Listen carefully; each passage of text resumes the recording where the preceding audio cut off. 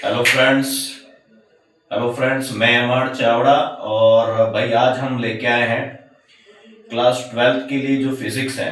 पता ही है एग्जाम हमारा कब है, परसों से है, मंडे से है। तो उसके कुछ इंपॉर्टेंट टॉपिक्स रहते हैं, वो ही मैं बताऊंगा आपको। और देखते हैं कि उसके अंदर और क्या अच्छा किया जा सकता है। मेनली दोस्तों आपको एक बात ध्यान रखनी है, क्लास 12th फिजिक्स मेनली आपको फोकस करना है रे ऑप्टिक्स। ये बहुत ज्यादा आपको स्कोरिंग करेगा, नंबर्स ध्यान रखिएगा। बहुत ही महंगा चैप्टर है, 7 to 9 मार्क्स का। ठीक है, टॉपिक क्या पढ़ोगे इसके अंदर, यहाँ पे ध्यान से सुनो। इसके अंदर आप लोग लेंस मेकर फॉर्मूला, कौन सा फॉर्मूला है दोस्तों, लेंस मेकर फॉर्मूला, बहुत ही ज्यादा इंपॉर्टेंट है। कंठस्थ जरूर करें, ध्यान रखिएगा। फॉर्म मतलब आपको डेरिवेशन पूरा आना चाहिए, बहुत ज्यादा जरूरी है। इसके बाद में आपको इसके अंदर ये भी पता होना चाहिए कि भाई जो प्रिज्म है, प्रिज्म के बारे में आपको पता होना चाहिए, बहुत ज्यादा इंपॉर्टेंट है। पिछले साल ही दस्तक दे चुका है, शायद इस बार हम ये मान सकते ही नहीं आएगा, लेकिन हम पॉसिबिलिटी दिखाए तो आ सकता है, कहीं ना कहीं रिपीट भी होता है। अब इसके बाद हम देखें इसके अंदर यहाँ पे तो बात होती है हाइपरमेट्रोपिया यानी कि मायोपिया। क्या बात करें दोस्तों, मायोपिया और हाइपरमेट्रोपिया। इस टाइप के भी कॉजेस पूछे जाते हैं यहाँ पे, इन दोनों के बीच में आपको डिफरेंस पता होना चाहिए। यानी कि ये जो हमारे जो भी आंखों के अंदर जो दोष होता है, निकट दृष्टि दोष हो जाता है, आगे बात दिमाग के अंदर, यहाँ पे इन चीजों के बारे में आपको पता होना चाहिए, बहुत ही ज्यादा इंपॉर्टेंट रहेगा। कहने का मतलब यह है, ये चैप्टर आपका रामबाण सिद्ध होगा, ये ध्यान रखें। इसके बाद में सेमीकंडक्टर की बात करूं, सेमीकंडक्टर बेटा जो चैप्टर है वो जरूर पढ़े। जंक्शंस वाले जो गेट वाले आते हैं, जैसे नॉट गेट हो गया, वेरी इंपॉर्टेंट है, एंड गेट हो गया, बहुत ही ज्यादा इंपॉर्टेंट है।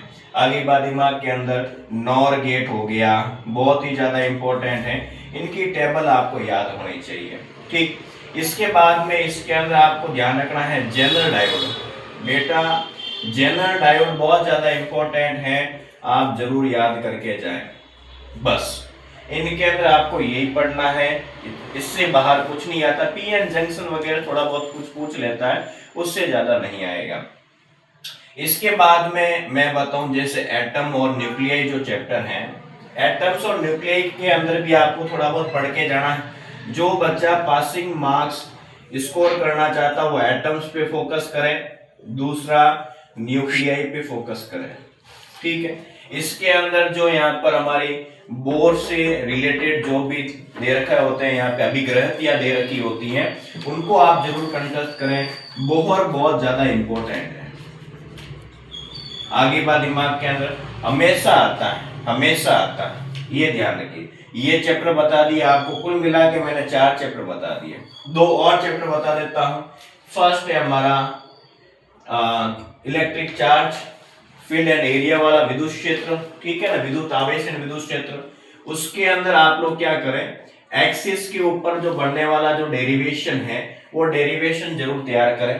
ठीक, उसके बाद में इनके कुछ यूनिट्स बारे में पता होना चाहिए। भाई चार्ज की बड़ी यूनिट क्या होती है, छोटी यूनिट, जैसे चार्ज की बड़ी यूनिट का नाम होता है फेराडे, छोटी यूनिट का नाम होता है फ्रैंकलिन, और एक फेराडे किसके बराबर होता है, 6500 कूलाम, 96,500 कूलाम के बराबर होता है। तो इन चीजों के बारे में आपको पता होना चाहिए। और इसके अंदर और भी ज्यादा इंपॉर्टेंट दोस्तों होने वाला है, वो है हमारा गॉस लॉ।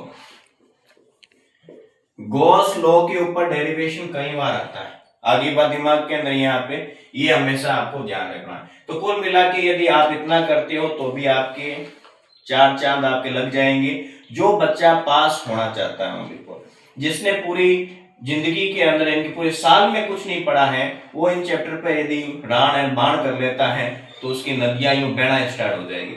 आगे बात दिमाग के अंदर यहाँ पे। और एक और चैप्टर है करंट इलेक्ट्रिसिटी।